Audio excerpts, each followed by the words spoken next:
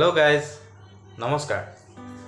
Welcome back to my YouTube channel DMS Official আৰু আজি আপোনালোকৰ কাৰণে আৰু এটা নতুন টেকনিক্যাল টিপছৰ ভিডিও লৈ আহিছো যোনটোত মই আজি বেসিক্যালি আপোনালোকক ডেমনস্ট্ৰেট কৰি দেখাম কেনেকৈ MS Excel ত প্ৰিন্ট কৰিব লাগে প্ৰিন্ট কৰাটো ইমান একো ডাঙৰ কাম নহয় সাধাৰণতে সবে প্ৰিন্ট কৰিয়ে থাকে MS Word তো বহুতে প্ৰিন্ট কৰি পাইছে MS Excel ত প্ৰিন্ট কৰাটো MS Word তকে প্ৰিন্ট কৰাতকে বহুতখিনি ডিফাৰেন্স থাকে MS Word আপোনালোকে কিবা কিবি টাইপ কৰি এখন পেজত যোনখিনি থাকে ডাইৰেক্ট কন্ট্ৰোল প্ৰি মাৰি প্ৰিন্ট কৰিলে আপোনাৰ সেই পেজত থাকাখিনি যেনেকৈ আছিল তেনেকৈ প্ৰিন্ট হৈ যায় বাট MS Excel ত এনেকুৱা নহয় MS Excel ত বিৰাট ডাঙৰ এখন পেজ থাকে যোনখন শীট বুলি কয় শীট 1 শীট 2 শীট 3 এনেকৈ থাকে আপুনি শীটখনত মস্ত ডাঙৰকৈ এখন সাপোজ আপুনি ডিউটি ৰস্টাৰ এখন বনালে হেখন এখন A4 সাইজৰ পেপাৰত ফিট নহয় এখনত যদি প্ৰিন্ট দি দিয়ে আপোনালোকে দেখিব যে এখন পেজত আহিলে আৰু নেক্সট পেজত এটুকুৰ আহিলে তাৰ পিছত আৰু এটুকুৰ আহিলে তেনেকৈ হলে অসুবিধা হয় সো গোটেই পেজখন গোটেই ৰস্টাৰখন আপোনালোকৰ যদি এখন পেজতে প্ৰিন্ট কৰি ল'ব পাৰি তেতিয়া আপোনালোকৰ সুবিধা হ'ব সো এটো কাম কৰোতে বিশেষ একো ডাঙৰ কাম নহয় সৰু সৰু টিপস যোনখিনি আপোনালোকৰ কাৰণে দৰকাৰ হ'ব এটোৱে মই শেয়াৰ কৰি দিম আপোনালোকক মই আজি ডেমনস্ট্ৰেট কৰি দেখাম কেনেকৈ কোনকিটা পদ্ধতিৰে আপোনালোকে এখন পেজতে এখন ডাঙৰ শীট সৰু কৰি পেলাই প্ৰিন্ট কৰিব পাৰিব তেন্তে আহক আজি ভিডিওটো ষ্টাৰ্ট কৰো আজি আপোনালোকৰ কাৰণে মই এখন শীট অলৰেডি বনাই থৈ দিছো এখনতে আপোনালোকক ডেমনস্ট্ৰেট কৰি দেখাম এখন এই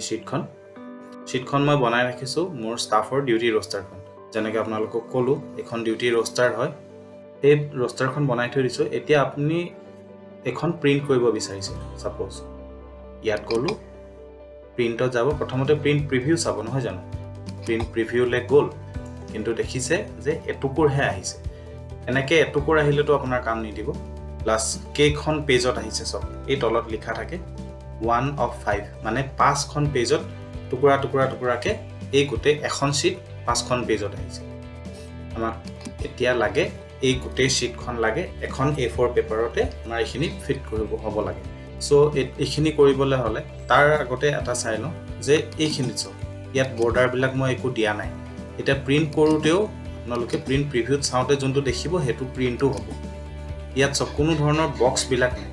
বৰ্ডাৰ লাইন একো নাই সো বৰ্ডাৰ লাইন বিলাক দিলে বেছি ভাল লাগিব দেখিবলৈ আহক বৰ্ডাৰ লাইনটো কেনেকৈ দিব লাগে দেখাই দিম এইখিনি সিলেক্ট কৰি ললে এইখিনি আমাৰ বৰ্ডাৰ লাইন দিব লাগে এই হোম টেবটোৰ ভিতৰতে এটো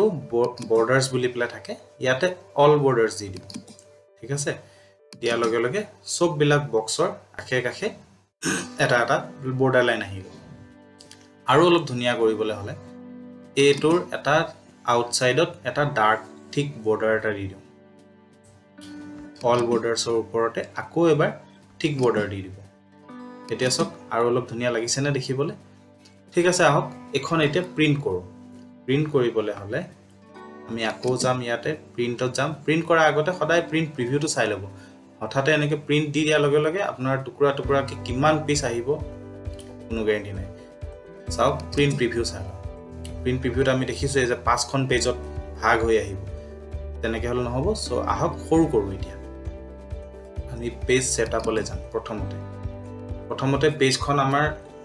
সিধা হৈ আছে তো এটো পোৰ্ট্ৰেট বুলি কয় আৰু পথালিকে থাকিলে ল্যান্ডস্কেপ বুলি কয় এটো পোৰ্ট্ৰেট আৰু ল্যান্ডস্কেপ আমি পথালি কৰি চাওঁচোন কি জানি তাত ফিট হৈ যায় ল্যান্ডস্কেপ কৰি দিলো ওকে কৰি দিলো এতিয়া সব পেজখন পথালি হৈ গ'ল তথাপিও ফিট হোৱা নাই এতিয়া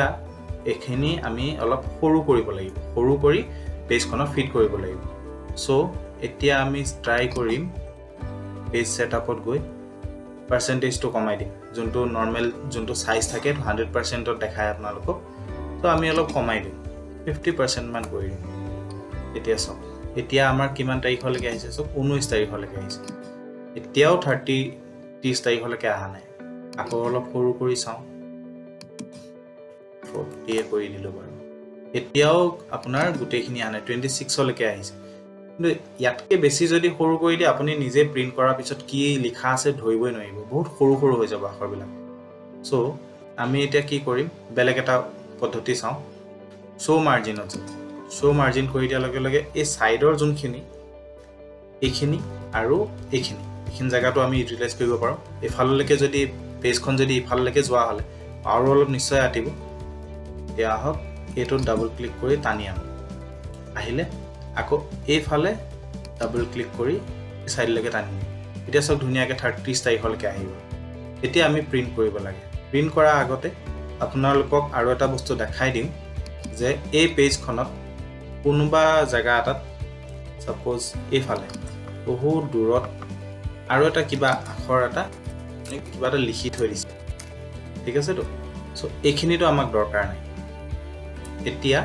এইখিনি প্ৰিন্ট কৰোঁতে চাব যে এই বস্তুটো প্ৰিন্ট কৰিব বিচাৰিব এইখিনি বস্তু প্ৰিন্ট কৰিব বিচাৰিব আহক দেখাই আছো ইয়াত গ'ল প্ৰিন্ট প্ৰিভিউত গ'ল প্ৰিভিউত যোৱাৰ লগে লগে অটোমেটিক্যালি দেখাইছে পেজ 1 of 2 কিন্তু আমাক যোনখিনি দৰকাৰ আছিল পেজ 1 তে আহি গৈছে ইয়াত আপোনালোকে চাওক 30 তাৰিখলৈকে ইয়াতে আহিলে আৰু ইয়াৰ বাহিৰে আৰু বেলেগকে নালাগে যেতিয়া আপুনি প্ৰিন্ট দিব এখন পেজ প্ৰিন্ট হোৱাৰ পিছতো আৰু এখন প্ৰিন্ট হ'ব তাত কি হ'ব জানেনে এইটো এইখিনিটো আমাক কোনো দৰকাৰ নাই সো এই কাৰণে প্ৰিন্ট কৰোঁতে সদায় আপুনি সিলেক্ট কৰি ল'ব MS Excelত হেতু মনত ৰাখিব যে সিলেক্ট নকৰাকে প্ৰিন্ট নকৰিব সিলেক্ট নকৰিলে আপোনাৰ পেজখনত যত যিমান বস্তু লিখি থৈ দিয়া আছে গোটেইখিনি আহিব সিলেক্ট কৰি ললে যে পাৰ্টিকুলাৰ এই বস্তু কিটাহে আমাক লাগে সো ধুনীয়াকৈ গ'ল প্ৰিন্ট প্ৰিভিউত গৈ চালে 31 তাৰিখলৈকে আহিছে আৰু অলপ ডাঙৰ কৰিব পাৰি যেহেতু জায়গা অলপ বাকি আছে 37 ৰ জায়গাত আমি 39 কৰি চাওঁ এতিয়া ধুনীয়াকৈ পেজখনৰ ফিট হৈ গৈছে 31 তাৰিখলৈকে আহিছেও প্লাস গোটেইখন ধুনীয়াকৈ ফিটিং হ'ল এতিয়া কিন্তু আপোনাৰ এই বস্তুটো আমাক নালাগে তো এতিয়া আমি পেজ প্ৰিন্টত যেতিয়া যাম প্ৰিন্টত গৈ আমি সিলেকশন দিম অনলি এতিয়া যদিও আপোনাক প্ৰিভিউ তলত সেইখিনি দেখাই আছে প্ৰিন্ট হ'ব মাত্ৰ এইখিনি যোনখিনি আপোনালোকে সিলেক্ট কৰি থৈছে সো ওকে কৰিলে প্ৰিন্ট হৈ যাব এতিয়াতো মোৰ প্ৰিন্টাৰ নাই সো জাস্ট এটো ডেমনস্ট্ৰেট কৰিহে দেখাইছো তে কেনসেল কৰি দিছো এনেকৈ আপোনালোকে ট্ৰাই কৰি চাব হৈ যাব আশা কৰিছো আপোনালোক সকলোৱে এইখিনি বুজি পালে চাগে বিশেষ একো টান কাম নহয় একদম সহজ ভাষা ধুনীয়াকৈ বুজাই দিছো যদি বুজি নাই পোৱা কি বুজি পোৱা নাই আপোনালোকে কমেন্ট কৰি জনাব আৰু এনেকুৱা MS Excelৰ শৰ্টকাটস বা আৰু কিছুমান ফাংচন ইউজ কৰা ভিডিও মই বনাইছিলো আগতে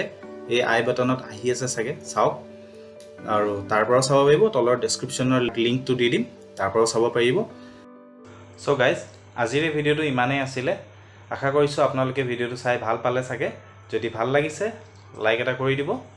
আৰু আপোনালোকৰ সকলো ফ্ৰেণ্ডলৈকে এই ভিডিওটো শেয়াৰ কৰি দিব যাতে এই ভিডিওটো সকলোৱে লাভ উঠাব পাৰে আৰু এটা নতুন ভিডিওৰ সৈতে অতি সোনকালে আহি আছো till then stay tuned bye বাই